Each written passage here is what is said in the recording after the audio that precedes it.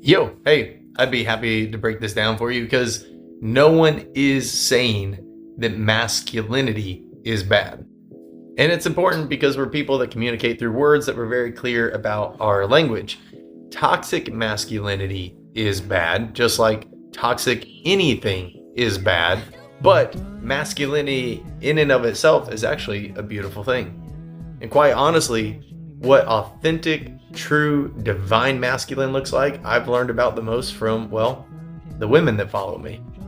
So everyone has masculine and feminine qualities. I prefer to think of the masculine ones as more outward focused and the feminine ones as more inward focused. Now, this is just like how they were described: divine masculine, divine feminine, and somehow along the way, it got attached specifically to your birth gender. And that kind of created this divide in all of us. Like, I'm a single dad of 5 kids. I have them most of the time. And so I have to tap into those more feminine traits, those inward qualities to support my children, to be more nurturing and to hold emotional space, things that if we follow these strict gendered norms, well, men get detached from.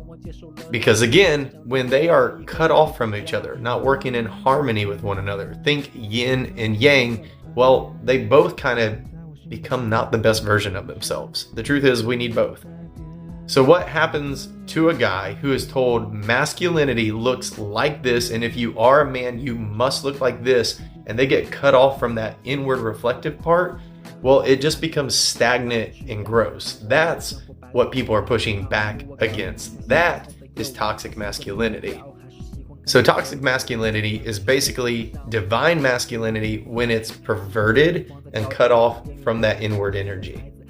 So I'll give you an example from my own life. I tend to be pretty outward focused. Like, I'm really good at getting stuff done, at going to work even when I feel sick, bringing home a paycheck, making sure bills are done, making sure kids have food on the table. That stuff is pretty easy.